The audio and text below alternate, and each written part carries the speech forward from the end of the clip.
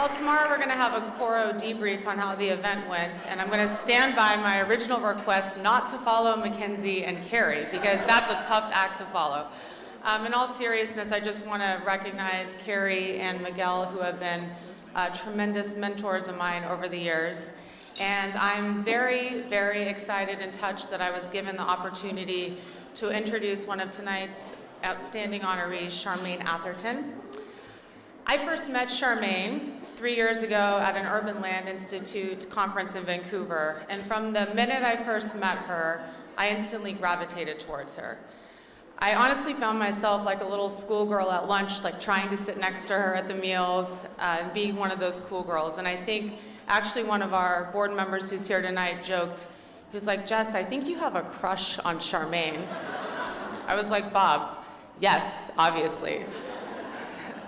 I was struck by her confidence, candor, and compassion, and the fact that she was born in South Africa and happened to have a passion and palate for outstanding wines surely didn't hurt. I really remember sitting there thinking, I was like, wow, I want to be her.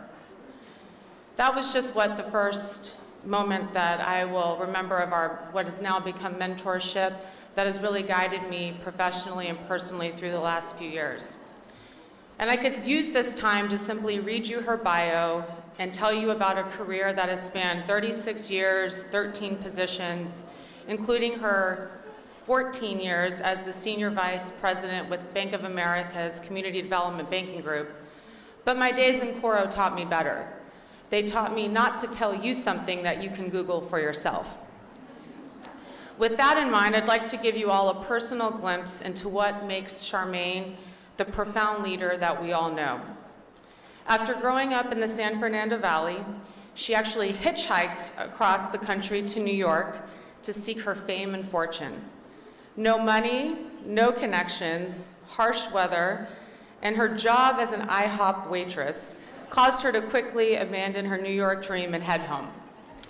Fast forward 8 years, a degree in environmental biology from Cal State Northridge, and one failed marriage. Jobs for biologists were scarce, but with typing skills and a great smile, she had a lucky break and landed her job running the office of modern architect Howard W. Levitt. It was here that she got her introduction into architecture, the built environment, and the positive impact that it could have on people. But it was 6 years and 3 jobs later, while working in the construction lending business, that she became aware of the growing homeless population, something that would drastically inform her direction on life later on. Fast forward another 5 years and several jobs, she would find herself in a new marriage and in a position in community development finance. It was definitely a time of new beginnings. Taking an inventory of what mattered most, she set out to live a life where actions and intentions were fully in alignment, articulating her personal mission to be guided by the core principles of giving back, empowering others, and expecting nothing in return. Her life has been truly a successful example of what you can achieve when you live with clear purpose and mission.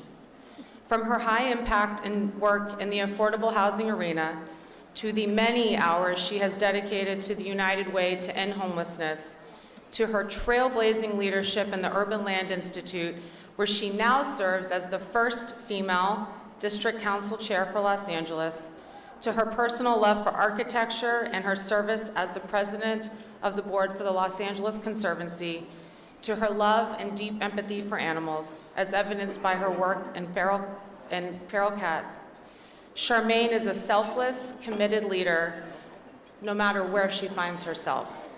Her ultimate love and commitment, though, is to her husband, Eddie, whom she always manages to bring up in any conversation, along with a smile.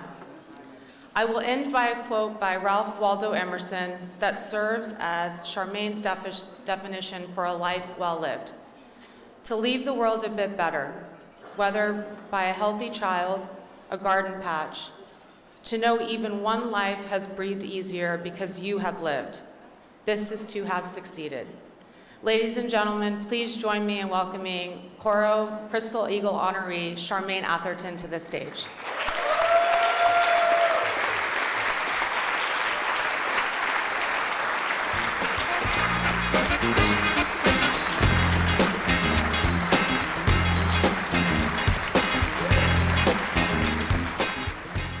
what do you say to a room full of people who have supported you and mentored you and believed in you for over 3 decades?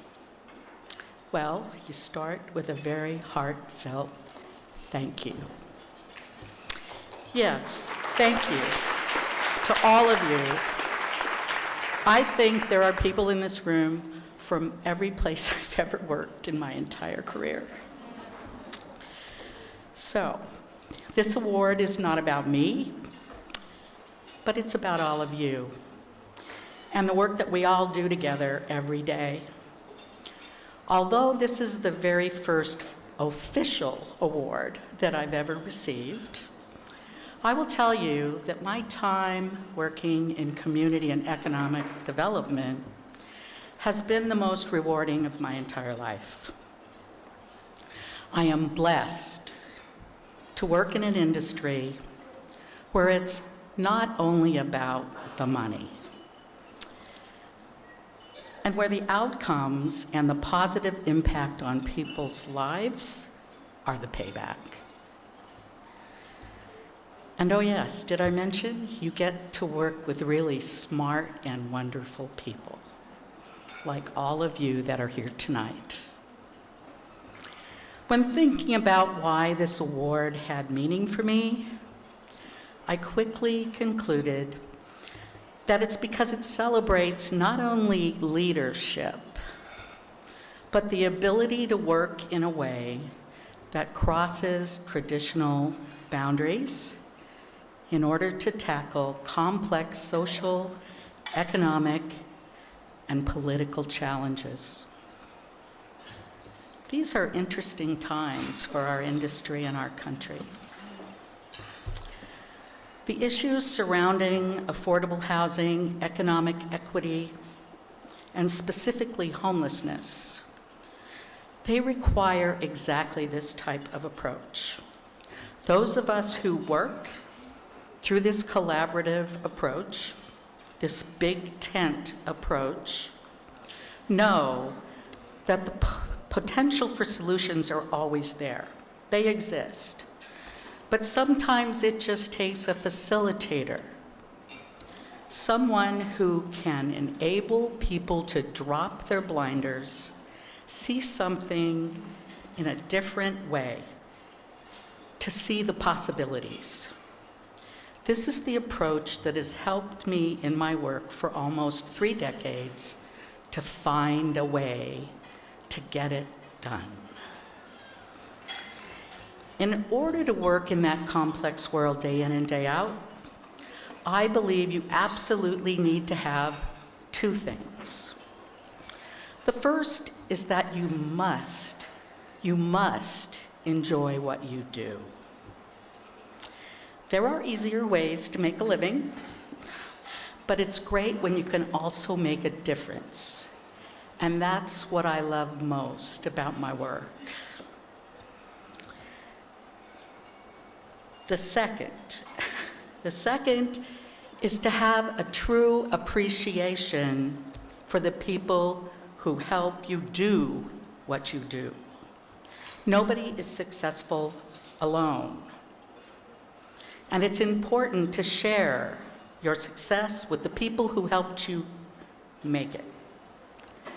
So while that list of people, for me, would probably be long enough to wrap around the building, there are 2 people that are here with us tonight that I feel I really have to acknowledge. The first is Gail Lanoy, who 14 years ago brought me to the Bank of America.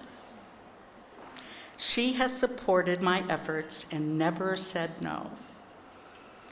When I wanted to do things that were challenging, there she was, always running right beside me as I blazed the trail. The second, of course, is my life's partner, Eddie.